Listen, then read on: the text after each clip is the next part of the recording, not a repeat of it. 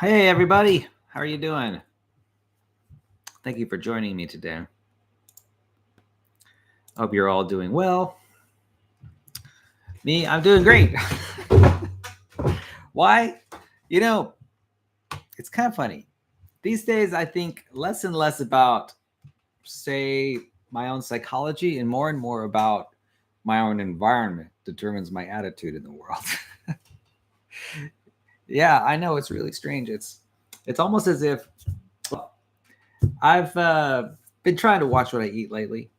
And today I decided to take a break with that and say, give myself 24 hours and just eat whatever I want for 24 hours. And it's been a wonderful 24 hours. And I've been in a great mood all day. I've had more energy. I have, um, I don't know, I've been more energetic. Mentally, I've been happier. But here's the thing, I can't eat whatever I want, whenever I want, every day. Today is a celebrating day. Oh, I'm not celebrating anything in particular. Perhaps I'm just celebrating the moment. I'm celebrating to be that I'm alive today and that I have choice in the world. And that's enough. Really, let me tell you, that's enough. There are billions of people who don't have today to celebrate, and the fact that I'm fit enough and well enough to celebrate for full 24 hours and just enjoy the freedom of being alive is something special. In fact, it's a miracle. And I'm happy to participate in the miracle. And I'm so lucky that I can, that I'm well enough to participate in the miracle that is life and celebrate today. So, yeah, it's really great. And it's kind of funny. It's usually when I control very strictly what I eat, I feel better about what I eat, certainly. And I have lower energy because I'm not eating as much calories, as many calories. When I don't eat as many calories, quite often I'm cold. I'm cold all the time. And but today, warm. I'm a warm body, warm blooded human being, and not cold. I'm not wearing a jacket all day. So there's definitely a big shift in my metabolism and my attitudes when I can just eat freely. And it's great, except when it's not, because I know I've overconsumed calories today. And I'll just have to go back to controlling calories tomorrow. And, that's totally okay. I had a nice day of celebration and, I really lived it up. And I'm glad to have the freedom to have lived it up. And tomorrow be a new day. I'll begin more control again. And there's virtue in that ability to self control yourself. And it's really the way that I want to live my life. It's somewhat restrictive, but it's sort of like painting on a canvas. You're limited to the canvas and the palette of paints that you have, but sometimes that brings out the best in people. If I were to just throw out any random art, any random figure on any random piece of the world, true, that gives me a lot more freedom. But I think I thrive a little bit more when I'm constrained and structured. At least I thrive in ways that my plan sort of outlines. And that's generally good for me. So, anyway, like I mentioned, today I'm celebrating. I celebrated with some pizza. I know that's a rare gift for me. It's hot. I think today I realized that, while I was celebrating, I was enjoying things like a chocolate bar and, and even pizza. And I tell you what, they really hit the spot. But at the same time, I recognize how I romanticize these foods. Their marketing campaigns and their place in the cultural milieu, uh, they're meaningful. And, they're meaningful in my mind through jingles and advertisements and history and childhood and just the emphasis and meaning that are behind these different foods, like chocolate bars and pizza. Um, what it does is it creates this sort of I kind of romanticize certain foods. I and the fact is, with that romanticizing comes an overgeneralizations. It becomes there's exaggerations. Like pizza's good, and it might even be great, but I don't think it meets sort of my imagination, my imaginings of what pizza could be or might be, which often tugs at me. This conception tugs at me, say, when I'm feeling a craving. And so there are sort of mirages. There's this mirage of chocolate and what chocolate means. And that's not to say that the chocolate isn't great, because it's great. It's good in so many ways. And yet at the same time, when eaten, it's often moderately good, you know, and substantively great. I don't know if you understand what I'm saying, but sometimes there's a mismatch between the actual and the imaginary. And in fact, I guess I want to say that for processed foods in general, that tends to be true. There's often, in fact, there tends to be a great sort of a difference between the actual and the imaginary, or the imagined. And it's kind of interesting to sort of recognize that difference. Certainly after craving food for a long, long time. Like when I'm controlling my diet and controlling my weight really well, I might dream of pizza every day for a week. I might. And so, but here's the thing, and it's a little bit unfortunate that I romanticize pizza, say, or candy bars, and it's sort of it challenges my willpower with the untruth, right? The fictional candy bar challenges because I get suckered into believing that, say, hamburgers, say, are just amazing when they're fine. Yeah, ice cream is another good example. I've got this vision in my head of the world's perfect ice cream. Right? When I think about it, I think of like a Dreyer's ice cream with old-fashioned vanilla in it, and it feels light as a cloud. And see, I've got this all in my imagination, right? I love vanilla ice cream, and I've had some amazing vanilla that tastes like light and billowy, like marshmallows and vanilla, like you'd never believe. Uh, I've had amazing homemade vanilla ice cream that's just knocks your socks off. And I hold that memory in my mind, in my imagination. And when I reflect on it, especially when moments when I'm feeling a little hungry, it creates a yearning, right? Deep down inside me, a longing, right? But it's a longing for a fiction. I know. Yeah, I know. It's a longing for a fiction. Now, how much of life is about that? When it comes down to relationships, family, there's this longing for the ideal, right? This is the Platonic ideals. Well, in a way, we're all sort of suckered into believing that these Platonic ideals are real, and that we can just reach out and touch them like a mirage, right? I sympathize with everyone who has this feeling, because I have it regularly. And there was one time I just had this hankering for a Twinkie. This is a long time ago. I haven't had a hankering for a Twinkie in a long time. In fact, after this experience, I was turned off of Twinkies, and I've been turned off of Twinkies for years now. So I really don't care to have a Twinkie or touch a Twinkie. I don't want anything to do with Twinkies. But this is what happened. This is a true story. So, I remembered as a kid enjoying a Twinkie here, a Twinkie there, and it was wonderful. And for some reason, I romanticized Twinkies. I didn't get Twinkies very often, right? Very infrequently. My mom was a good mom, right?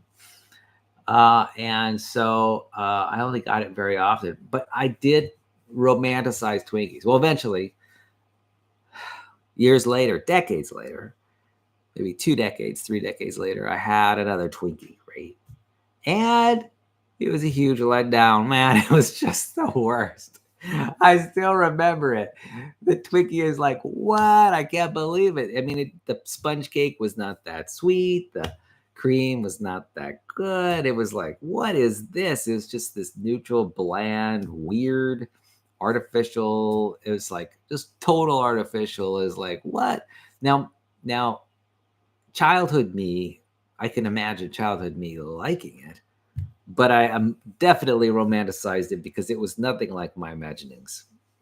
For me, I was thinking, oh, it's going to be this pillowy cloud of sponge cake and frosting, and it was just going to be, wow, it's just going to be wonderful. Cream filling, right? Oh my gosh.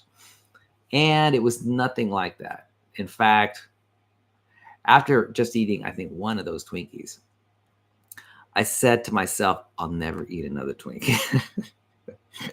It was that much of a turnoff. The contrast between the fiction and the reality was just, I just couldn't wrap my head around it. Now, I don't know if Twinkies are different than they were, but I definitely know that my standards have risen since I first had a Twinkie, right? Or first remember having that Twinkie experience. And here's the thing. My mind is rife with all of these imaginings, these pleasant fictions, the perfect taco, right? The most amazing pozole, the most incredible chili verde. It's like my mind just goes to like, oh, I remember the pozole, and I remember the tamale. And it's like the burrito. I truly have like fantastic burrito memories. Like, wow, if only I could get access to that burrito. And then I have this ideal in my head of just the perfect pizza. Like I have this ideal, oh, this is what the perfect pizza tastes like. And almost without fail, every subsequent time I try to match the food, the real world food with my memory, it's like not even a competition. So how do I reconcile the sort of the reality with the fiction when it comes to food? There's no way to reconcile it, but it makes me step back and I'm asking myself, well, where do I come up with these fictions and why do I torture myself with these fictions, right? It happened today. I was at the grocery store and I was just looking around, I was getting whatever I get, apples and whatever. And I was walking past the cake frosting aisle. Now, I used to love cake frosting for a lot of reasons. But now, when I think of it, I cringe a little bit. Like, I can't believe I ate that stuff. And you know what? It comes from, I think it was, I don't know. It's just, I don't know why we change our mind about certain foods when we, go through this period of romanticizing it and then sort of catastrophizing it. Well, not you romanticize it and then you get realistic about, okay, this is just real. I mean, it's not amazing. I mean, I've done that with tacos. Like, wow, that looks like an amazing taco, and then you eat it and it's just okay, right? The funny thing about humans is how and why we think about food so much. It's human beings, especially in our culture, we romanticize food. I do. I don't know. I am just like obsessed with it. I'm not obsessed with it. I'm not really obsessed with it, but I enjoy thinking about it. I mean, I have to eat it 3 times a day. I might as well enjoy it. Now, there are some foods that I am absolutely in love with right now in terms of healthy foods. Like I'm totally in love with Brussels sprouts. Brussels sprouts all day long, ladies and gentlemen. I could have a Brussels sprout all day long, like breakfast, lunch, and dinner, Brussels sprouts, boom, boom, boom. That would be amazing. I would be totally up for that. And I'm all in for broccoli. Man, those broccoli heads are just amazing. Serious. I'm all about the broccoli right now. And I'm not talking about like barbecued broccoli, and I'm not talking about roasted broccoli. I'm talking about boiled broccoli. I know. I'm one of the few people who really enjoy boiled food. I just do. I don't know why. Like boiled cabbage, yes, please. Boiled broccoli, you bet. Boiled Brussels sprouts, I know it's crazy. Now, why? It's funny. Now, I do enjoy some um, like char grilled vegetables. I mean, who doesn't? Those are amazing. But that takes time to pull off. You basically got to get a sheet pan and you know grill that in the oven. Broil that in the oven for a little while. It takes time and energy and effort. But boiling takes almost no effort. You basically set it and forget it. In 4 minutes of boiling, it's done and drain. It's on the plate and it's done. And that's what I really like. I like the simplicity. I like the ease and the flavor. I don't know about you, but broccoli tastes like this raw. And then it tastes like this boiled. Now, it probably tastes even better charbroiled, right? But boiled is just fine. Boiled is just fine. I know that boiling the vegetables is probably not the best when it comes to helping the nutrition shine through. I know that. But I think what for me it tastes good and it's easy. So and it takes almost no time at all. And so if I'll eat it and it takes almost no time at all and it's easy and it's a vegetable, I mean, for me that's a win-win-win and win. There's so many people who make eating vegetables so hard. It's like, well, I gotta get the olive oil, I gotta get the that, I gotta get the dirt, I gotta deer. It's like it's too much work. Yeah.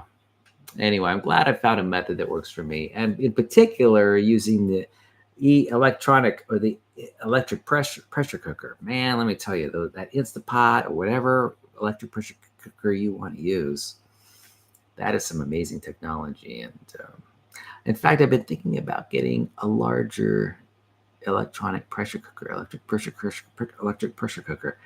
Do I need a larger one?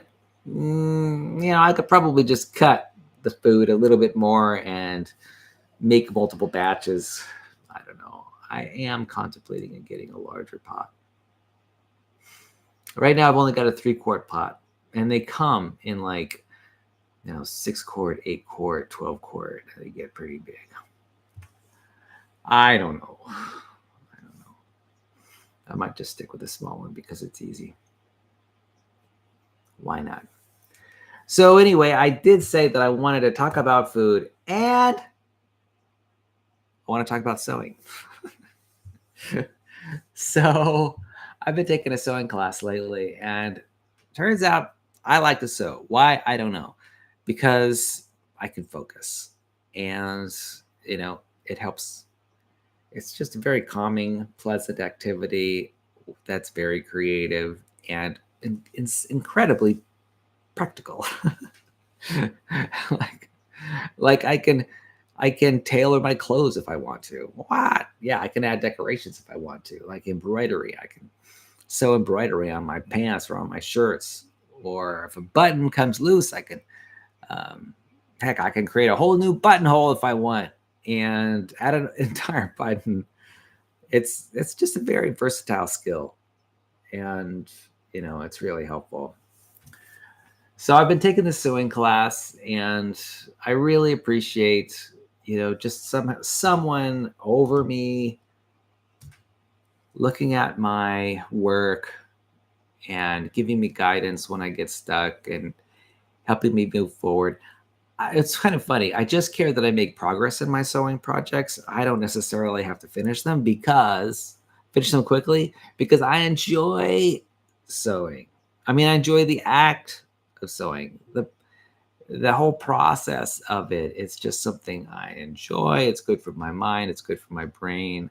There's a mechanical skill involved, there's a practical outcome, and I feel a nice sense of accomplishment for every step of the way. I don't feel accomplishment, let's say at the end of a project and be done with it. I feel, and if I'm able to get in one seam, right, make one improvement on a garment, even if it's a tiny improvement, I'm happy. I'm real happy. I don't need to save the world with my sewing skills. I just need to make it to the very next instruction in the process, and I feel good about it. I feel like I've learned something and I've made like a real impact on the world. I don't know. It doesn't take much for me to feel happy while I'm sewing. If I could just string the string into the sewing machine and get it to sew a reasonable looking seam, man, that's golden. If I could sew two materials together, I could create something amazing, you know? So anyway, I'm making an apron right now, and I'm really enjoying it. I'm putting 3 big pockets on the apron, and I'll let you take a look at it when I'm done with it. And I am learning a few other things these days. I'm learning some Adobe Premiere Pro, and I'm also learning, or I'll be learning, Adobe Animate. So I'm looking forward to using those programs more. Maybe this weekend I'll spend some time thinking about pulling all that together. I've got a few ideas for a montage, and I'm looking forward to learning more about those programs and getting pretty versatile, use, getting very deliberate and effective using those programs. Well, let's see. What else is going on in my life? Well, there's sewing and there's food. Those are the big things right there. Oh, and going to the gym. And I've been really enjoying a running club lately. And I think I'll go running tomorrow morning. I don't think I'll run my normal 6 miles. I'll probably just run 3 miles. We'll see how that goes. I want to go get my car fixed tomorrow. Go give it to the repair shop and have them take a look at something. Otherwise, things have been good. Yeah, life has been good to me, and I'm so grateful for that. Life is quite hard for a lot of people. And what's kind of funny, I've always thought that the universe is this just sort of like this wonderful vessel that, it's sort of like clay that we can mold into anything we want to make of it in life. It's sort of like we're the master storyteller, and the universe is just like this passive environment that we can lay on our story. We can lay our story on it, and the universe accepts the story, whatever story we have to lay on it. And aren't we lucky to live in a world that's just so neutral? It's like, I know it's not ideal for a lot of reasons, because a lot of people look for things like objective truth or objective values, and they don't find anything, and they feel like they're floating around in a in just like this morally neutral environment that's just absolutely sterile. Sort of no. And you know what? In many respects, it is. In many respects, that's one of the great features and benefits of the universe, that somehow we can project onto it whatever story we want. And if we hold our frame, we can share that story with other people, and they'll believe that story too, right? It's sort of like we can sort of imagine fictions about the world and share those fictions with other people. Like, money is a really good example. Money, of course, is both real and not real at all. Money is kind of like a shared fiction. It's sort of like this shared hallucination. I'll give you this piece of paper, this piece of metal, this piece of rock, and let's say that we've exchanged value, right? And of course we've taken advantage of this money, and we've got all kinds of like cryptocurrencies. We've got Bitcoin and Ethereum, and it's like, well, here's a little squiggle on a piece of paper. It shows up in your computer screen, and now you could feel good about yourself. It's like, oh, great. It's the system of exchange of value, and I mean, there's nothing real about it. It's total story. It's all storytelling. I love the idea of, there's like how the Spanish met with the Native American Indians in North America, and the Spanish had this hung up on this idea of ownership, whereas the Native Americans were like, how can one own the earth? How can one own water? It's like, how can one own the air? It's a fiction.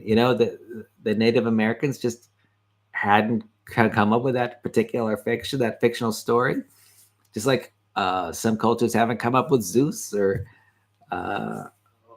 we just happen to have that fiction that, oh yeah, sure, there's private ownership. It's like, just the same as there's money. Like, what's your currency of exchange? Oh, the euro. Okay, where did that come from? Well, we just kind of made it up.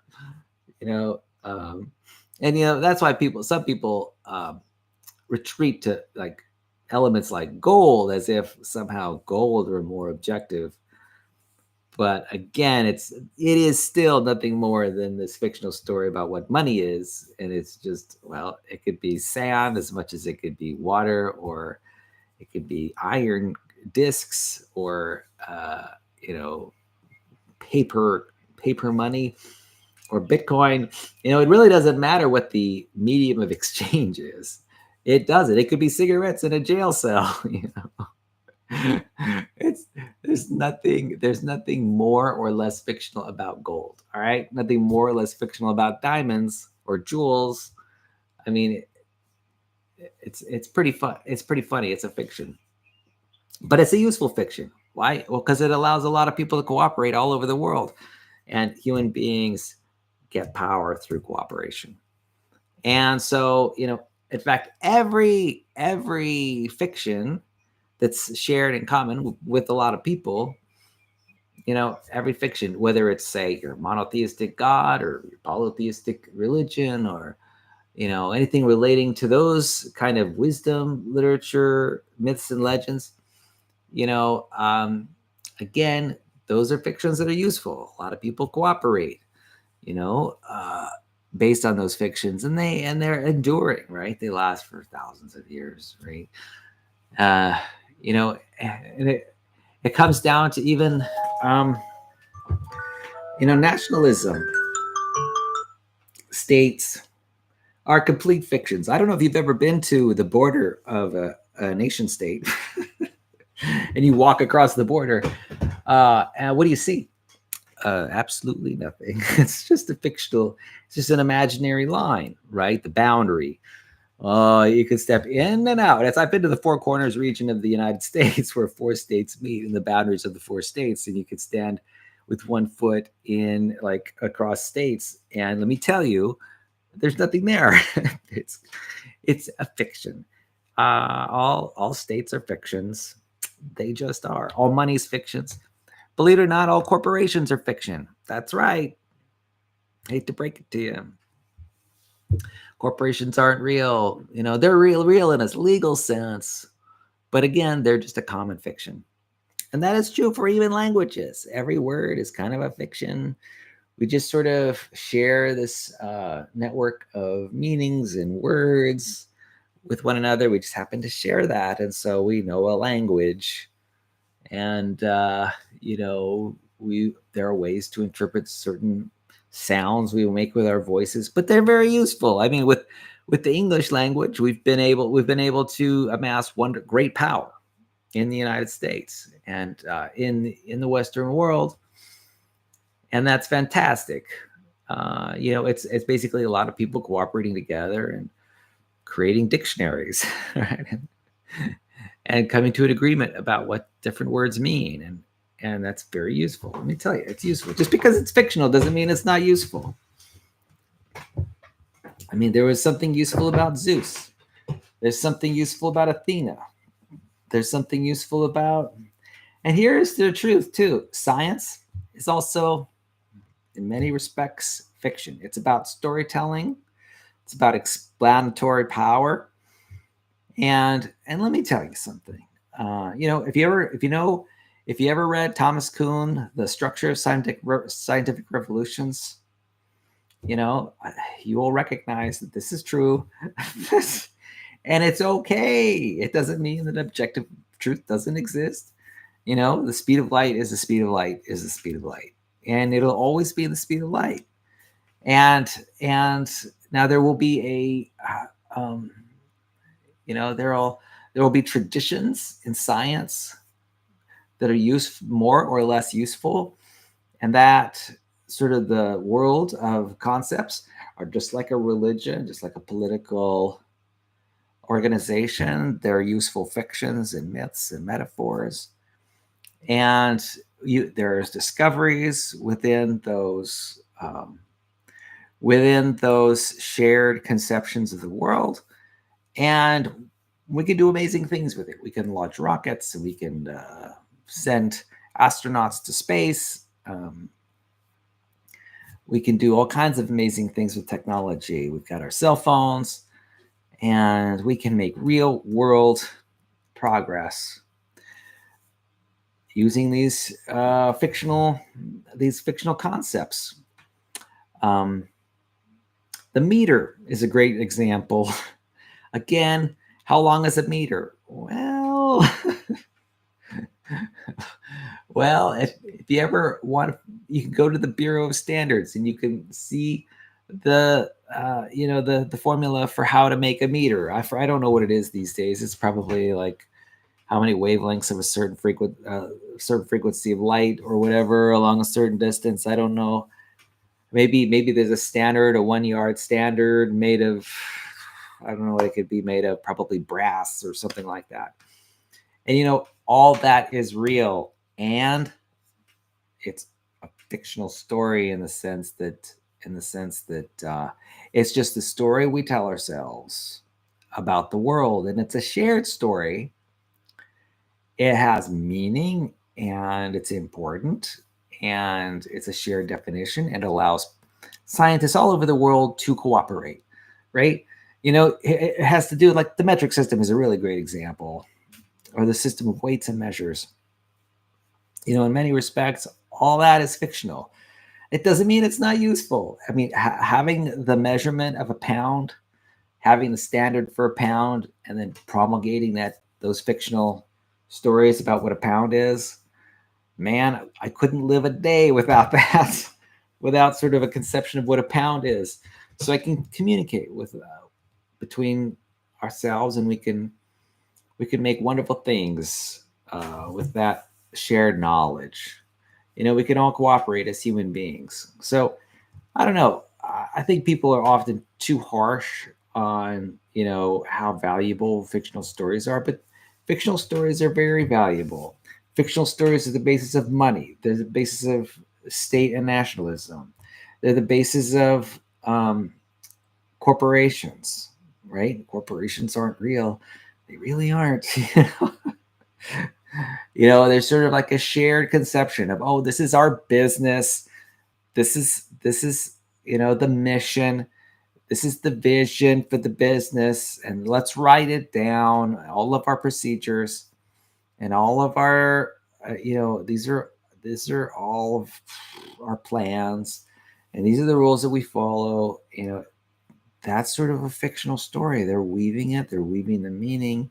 This is how we operate under these conditions. These are the rules we follow, and everybody reads the operating manual, and then we can all work together to one common goal. It's about organizing energy of lots and lots of people. Yeah, and it works. It totally works. With that, we've gone to the moon, we've made quantum computers, artificial intelligence. It's this power of human cooperation and made possible through fictional concepts, right? And you know what?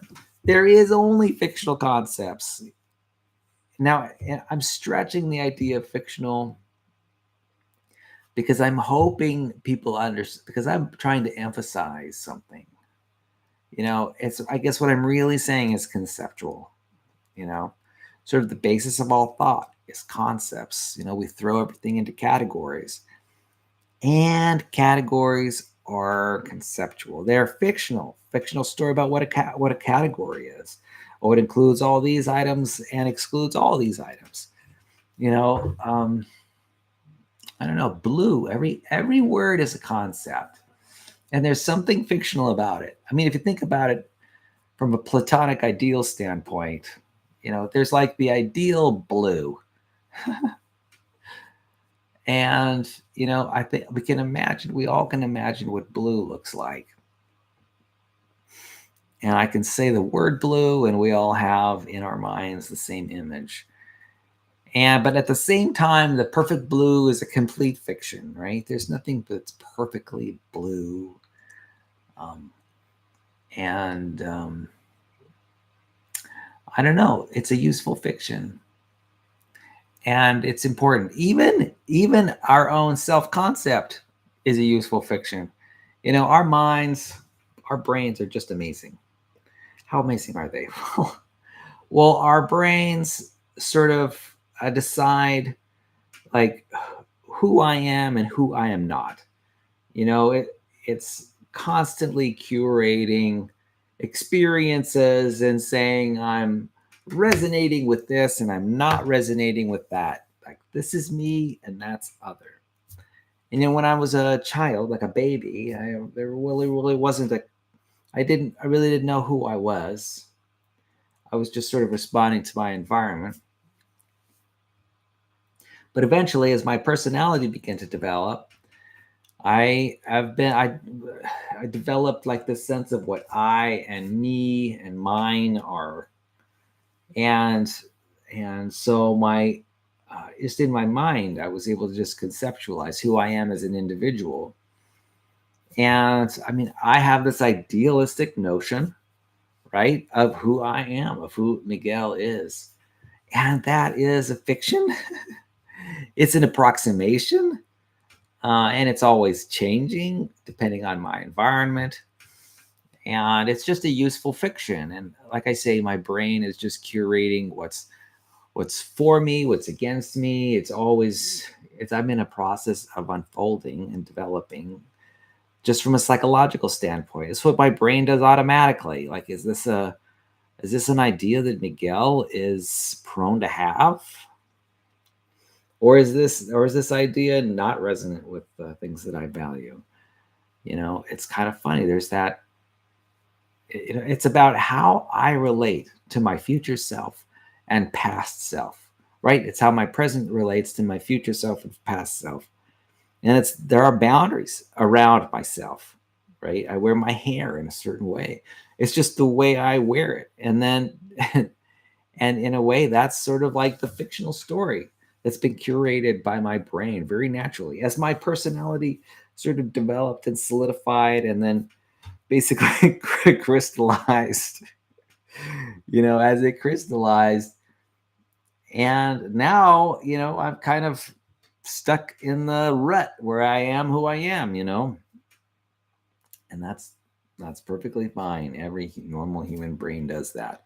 And I'm constantly also evolving and growing. So that's just how a normal brain operates. Yeah, and it's great. And at the same time, it's kind of a fictional story because I'm sort of creating that story as I go along. It's a creative act, right? Yeah. So, these useful fictions, it's kind of funny. It's not only how I relate to myself, but it's also how I relate to others. Again, a useful fiction like money, corporations, states, religions, languages, and personality, you know? Yeah. And here's the thing. Homo sapiens sapiens can do it. We've got this special ability to create myths, and we're good at it. And we create myths to further our cooperation.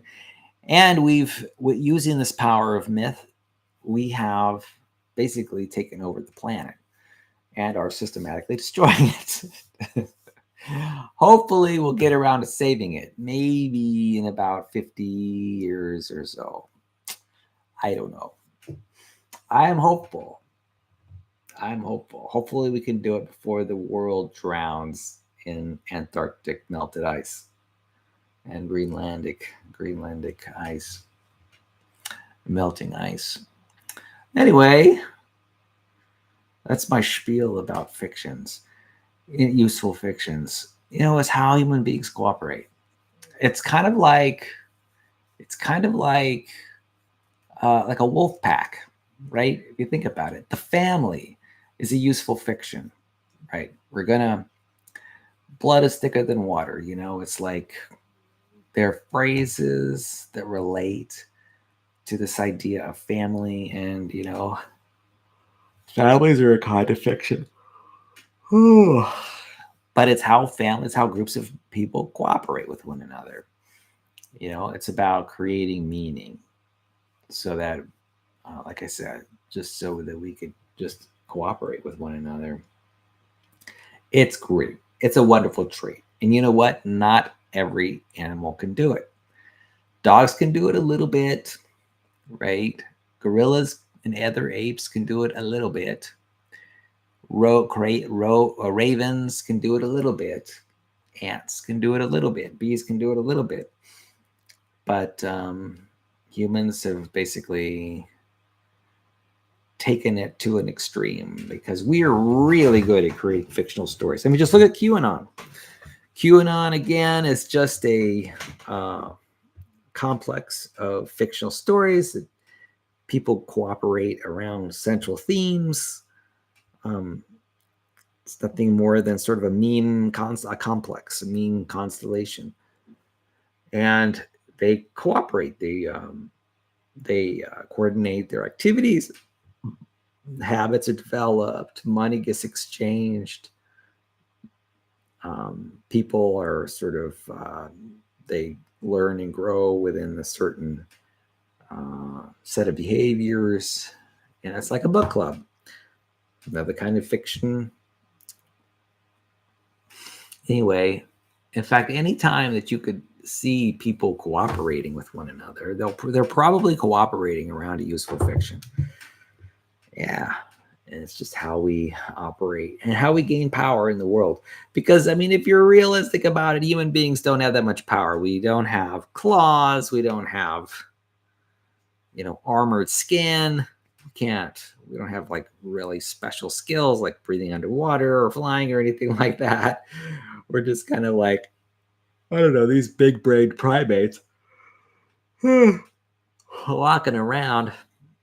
And, you know, we only have our wits really and cooperation. And really, with our ability to make tools, we've basically sort of taken over the world, every other life form, except for maybe fungi or bacteria or viruses. It's hard for us to do battle with the viruses because they're so small. But, you know, viruses don't actually cooperate around fictions, at least not that I'm aware of, nor do single-celled animals. So, I mean, their cooperation is limited to sort of maybe chemical interactions, like chemical communication, perhaps. You know, which I think is kind of a pretty esoteric kind of communication where, I mean, single-celled organisms do it. There are some like microbes that do it, like algae, for example. You know, they'll figure out ways to communicate, but a lot of that is very deterministic, you know, in the sense that it's just, you know, it's just about like viruses. I don't know, families of viruses and their behavior are really dependent on things like the environment and genomes and things like that. I don't know. I think I would have to think a little harder about how, say, classes of viruses communicate with one another and cooperate with one another. I'm really not sure how that works. It's a lot easier for me to just call useful fictions ways for human beings to cooperate, and I'm sort of having a tough time extending that idea to, relatively inanimate objects like single cell bacteria and viruses. Yeah.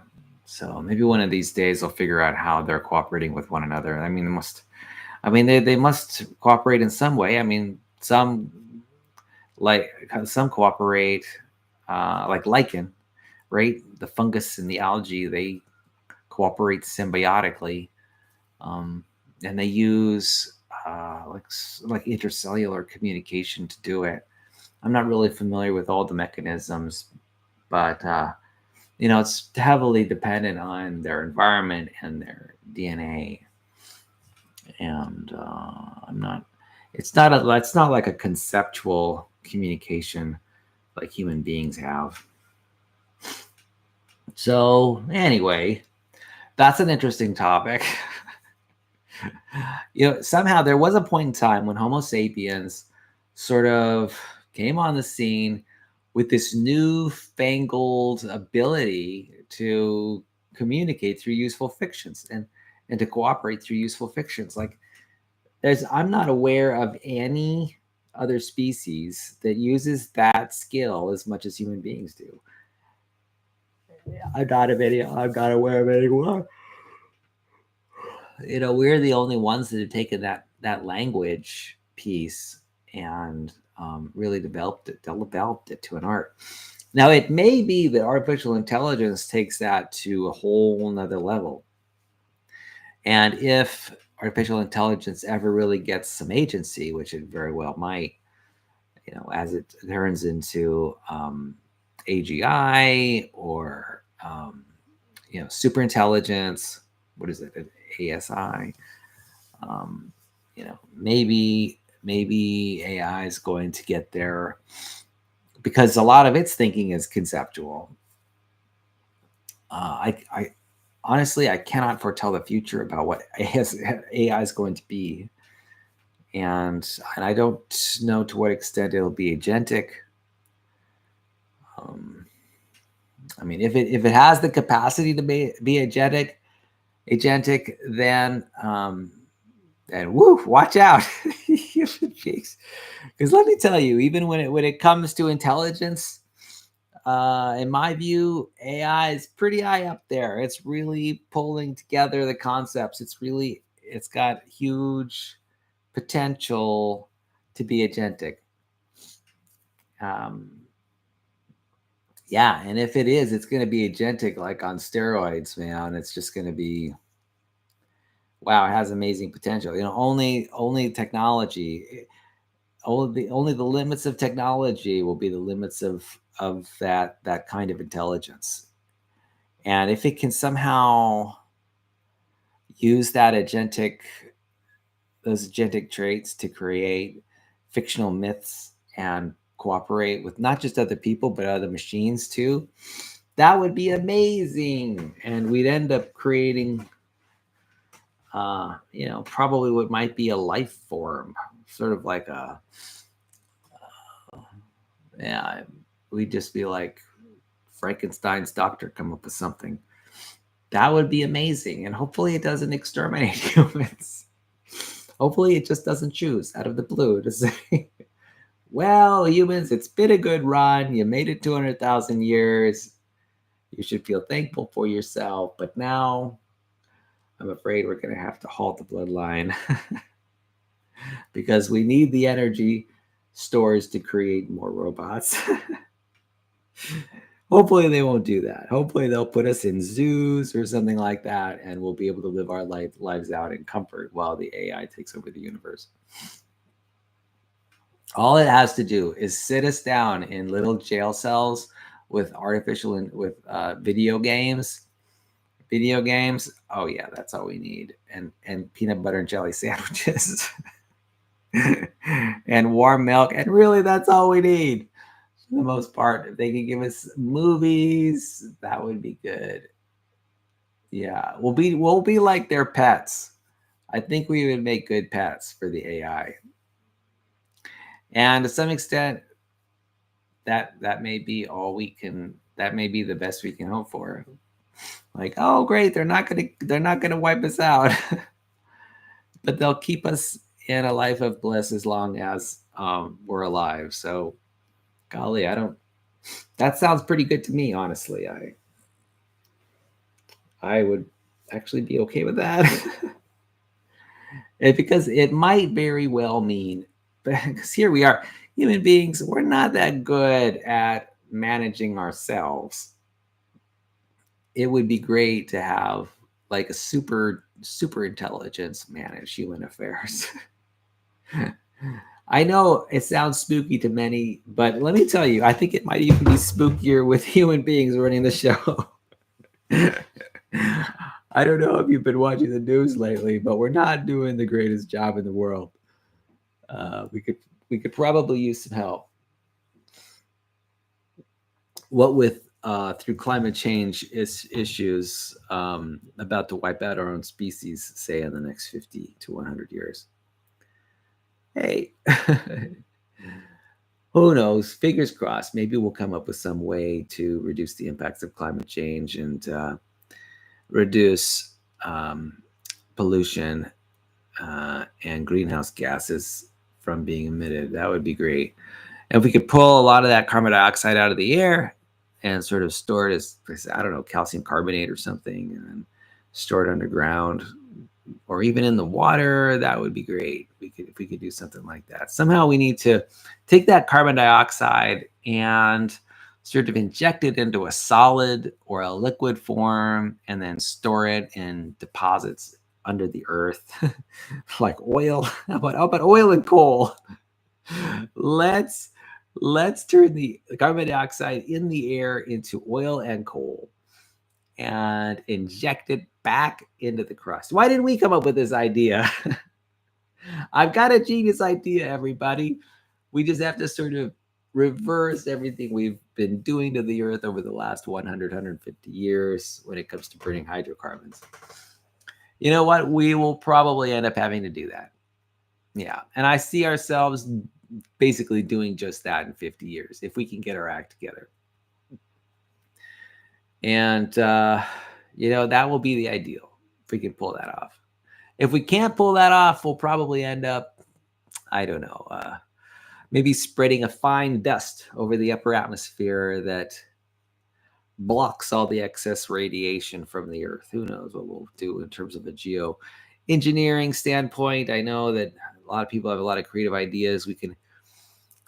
What we can do is we can create carbon dioxide snow in Antarctica, in the skies of Antarctica, and let that carbon dioxide ice drift down to Antarctica and keep those Antarctic poles extremely cold, and therefore keep that carbon dioxide frozen. And I think that's a pretty reasonable idea. Let's just freeze all the carbon dioxide and snow at the poles. Why not? I mean, we can seed the clouds and have carbon dioxide fall out of the sky in the form of snow, and then just collect all that in just huge snow drifts of dry ice. Why not? It's a possibility. We're just going to have to start getting creative about how we can take care of the planet, because we need to make sure that the food webs we have, the ecosystems we have on this planet are secure.